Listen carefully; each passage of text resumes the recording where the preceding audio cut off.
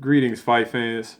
This is Capital Combat. I'm Rob Jarrell, and I'm just here today with a quick counter, and it might not be that quick because we're working on the preview, well, the review of the Bradley Pacquiao fight. Hakeem is finishing that up, so I want to kind of talk about this weekend's fights. I was looking at the schedule, and it's actually a lot more going on than I thought it would be. So we have Chris Algieri versus Errol Spence going down on PBC. On that undercard, we have Cunningham-Glowacki versus Steve USS Cunningham. And we got Marcus Brown in the showcase. Not going to talk about that. But at 175, this should take him from prospect to true contender status. With Glowacki and Cunningham, Glowacki's strong. He's big. And he's very tough. Not the too overly skilled, kind of rough on the inside, but I was very surprised, like a lot of other people, that he knocked out Marco Huck in his last fight. So that's going to say a lot because Huck is tough. He gave Povetkin a tough fight at heavyweight, and he's pretty much been fighting cruiserweight, and I won't say dominating, but is one of the top, let's say, three in that particular division. I'm sorry. Back was itching. So, but he's also going to be dealing with a guy who actually has great fundamentals, technique, hand speed, and footwork. But he's going to have to get to Cunningham and try to knock him down because if he cannot do it early, because Cunningham gets knocked down early, he has a cold chin. If he can't do it early, then Cunningham is going to find his rhythm. He's going to hit him with that long jab from the outside and just kind of make Glowacki miss as much as he can. So it's kind of hard to pick that fight because Cunningham might be a little long in the tooth. He's older, but the guy's as skilled, if not the most skilled, cruiserweight right now today. So I'm kind of interested. I'm pretty interested in that fight because I think Cunningham still has quite a bit left in the tank. But Glowacki is younger and probably hungrier. Now with Spence-Algieri, depends on what we're going to be looking at. Algieri is young. He hits hard. Very good offensive skills. The problem that I have with Spence is I think he's a great prospect. He's going to be even better contender. He's going to be fighting for a belt soon here if he can get past Algieri, which I think he will. Algieri, who looks better ever since he got with John David Jackson, especially in that Amir Khan fight, really doesn't have. It's kind of like watching Tim Bradley, where he does a lot of stuff well, but nothing great. He's tough. He gets knocked down. Aside from the Pacquiao match and the Amir Khan match, he's tough, but he takes a little bit more punishment than he probably should, and he doesn't hit hard enough because he more so punches from his hips than rather from, turning his hips and punching from his legs. He punches from his hip and leans over with any kind of shot. So that'll be interesting to see if he is more aggressive or he fights more on the outside and tries to use more lateral movement. I think he personally has a problem moving backwards. That's why he was knocked down so many times versus Provodnikov.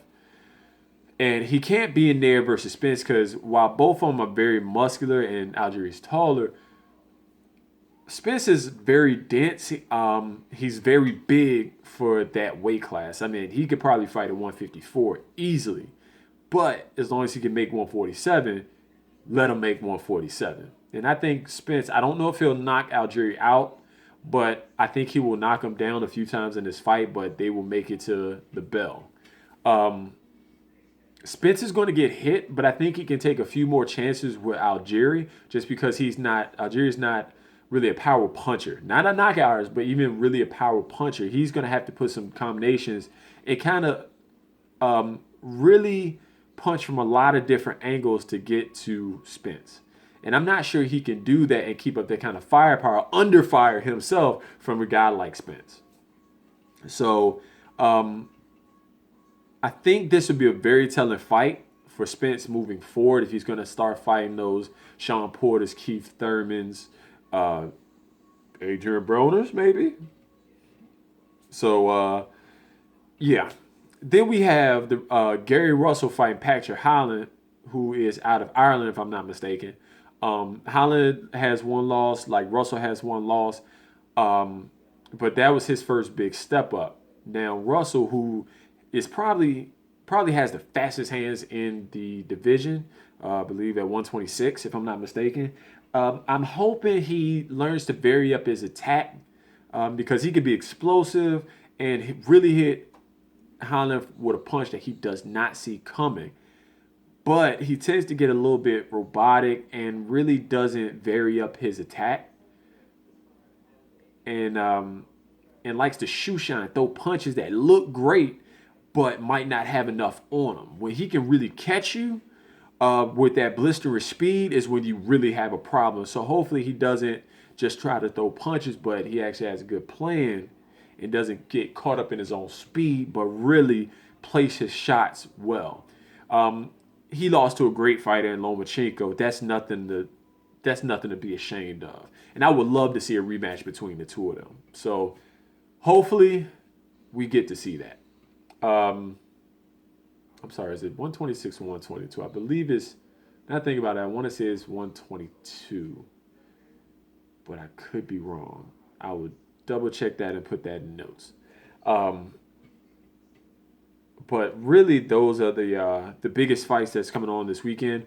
Also, there is Bellator, and even more so, which I've straight up forgot about, UFC Fight Night comes on, and that has Glover Teixeira versus Sugar Rashard Evans, which, again, will be interesting because Rashard Evans lost his last fight to Ryan Bader, if I'm not mistaken, and which that was a comeback fight, but Ryan Bader kind of, he pulled that one out, and Glover Teixeira is very good at stand-up. Now, again, these are two guys that lost to John Bones Jones because we know he's at the top of the mountain. But if Rashard wants to, get back to fighting John Jones or any other top 10 opponent outside of Glover Teixeira, get that belt, going up against the Cormiers, so forth, Rumble Johnsons, he's got to get past Teixeira. Teixeira, again, probably one of the better guys who, with their stand-up. And Rashard is probably one of the more explosive guys, probably outside of Anthony Rumble Johnson and John Jones in the 205 division. And I'm hoping that Rashard really tries to nullify his attack and maybe use his wrestling ability to take down Teixeira. Teixeira, on the other hand, has to really protect himself and really land some hard shots at Rashard because I think he can shake Rashard and possibly knock him out. But if he's going up against Rashard Evans and Rashard decides that, hey, I'm going to take you down and use my athleticism against you, then it's going to be a short night for Teixeira. But I am actually looking forward to that fight. I haven't set to record because there's a lot of boxing going on. There's also a card on CBS Sportsnet, and that's Steve Claggett versus Chris Van Heerden. That's a nice little interim fight. And then we got Unimas, which has Felix Verdejo versus a stand-in. I can't remember his name, but I like Felix Verdejo, and I would love to see him fight Robert Easter soon.